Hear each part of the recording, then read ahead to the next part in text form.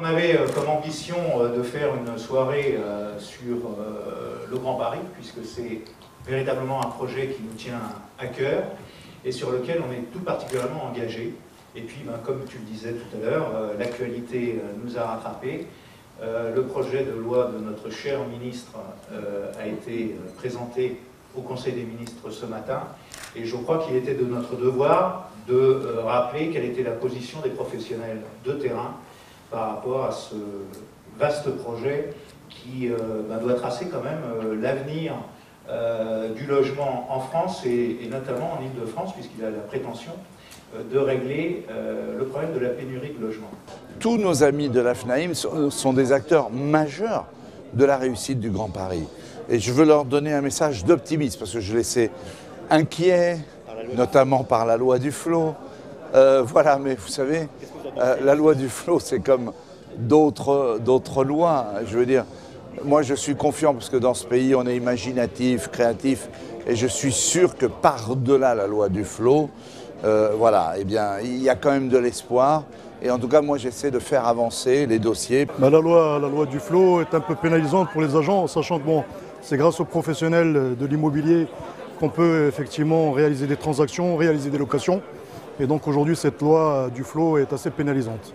C'est une façon de déprofessionnaliser la profession, dans la mesure où effectivement l'attention qui sera portée aux clients sera moindre, dans la mesure où il faudra faire plus de clients pour avoir une rentabilité identique. En dehors de tout ce qu'on s'est dit ce soir, la première des choses, je pense à tous mes salariés. Et je me demande véritablement comment je vais pouvoir leur dire que leur propre salaire va être diminué demain, là où on parle chaque jour du pouvoir d'achat, de la possibilité pour chacun de pouvoir se débrouiller, de réussir dans la vie personnelle.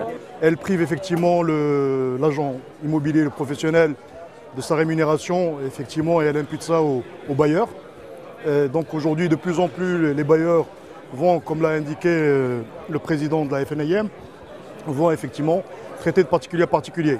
Très clairement, aujourd'hui, on va se retrouver dans une situation où le propriétaire foncier parisien va se passer, enfin en tout cas va tenter dans un premier temps de se passer de l'agent immobilier, et on va se retrouver dans une situation avec des queues, comme le disait monsieur de Bourgerie, des queues très importantes devant les immeubles, parce que c'est le propriétaire qui va vouloir sélectionner sans l'aide d'un professionnel son locataire, tout simplement. Ma position personnelle, c'est que j'ai du mal à faire le partage entre ce qui est le plus grave, entre le travail que nous effectuons et qui sera rendu plus difficile parce que moins rémunéré, ça c'est une chose, et surtout les copropriétés dont nous avons la charge au jour le jour, pour ne prendre l'exemple que de la copropriété, qui vont voir, alors qu'elles sont dans des situations à l'heure actuelle financièrement difficiles, qui vont voir leurs charges augmenter, leurs contraintes aggravées. Quand on veut des grands professionnels, des gens qui savent de quoi ils parlent, qui s'investissent, qui se forment, qui travaillent des heures durant, eh bien, il faut leur donner une rémunération à la hauteur de ce qu'on veut avoir. Si on leur demande, si on ne veut pas les payer, eh bien, on aura des gens qui seront toujours au rabais, qui feront des prestations au rabais. Par exemple, lorsque vous faites visiter à un locataire 3 appartements, et que vous allez passer 1h30 à lui en présenter 3, vous ne travaillez que pour le locataire à ce moment-là, et uniquement pour son compte et pour son intérêt, et non plus pour l'intérêt d'un bailleur en particulier. Donc c'est vraiment méconnaître notre profession de transactionnaire et d'agent et de rédacteur d'actes. On a besoin d'avoir des agents qui sont formés, qui connaissent bien leur métier, qui connaissent bien leur rapport humain avec des gens, puisque faire de l'immobilier, faire une vente ou une location, c'est avant tout de l'humain. Et ça, c'est sûr que ça ne peut pas être réglé par des lois, des décrets. Et puis, qui mieux, effectivement, que les immobiliers peuvent vérifier les normes de décence. Nous avons aussi une RCP. Un particulier n'offre pas ses garanties à un locataire. Quand on voit que Boutin, on a eu la loi Boutin, après on a eu l'arrêté Novelli pour les syndics, on a eu la loi Lefebvre, et puis maintenant on a la loi Duflot, bon, ça, rien ne change quoi. Et c'est pas pour ça que ça progresse.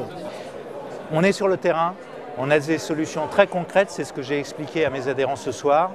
Il faut absolument qu'on arrive à convaincre, sinon la ministre, on va convaincre les députés, on va convaincre les sénateurs pour que notre parole soit entendue. Et quand il s'agira de voter, on vote en connaissance de cause. Et je peux vous dire qu'on va être très clair et très efficace.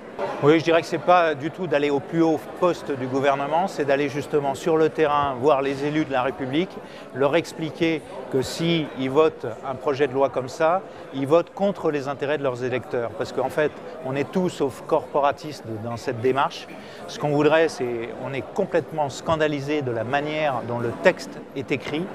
Et le noble métier de l'agent immobilier qui est entre le vendeur et l'acquéreur, qui est entre le bailleur et le locataire, il faut surtout maintenir ce juste équilibre entre les deux.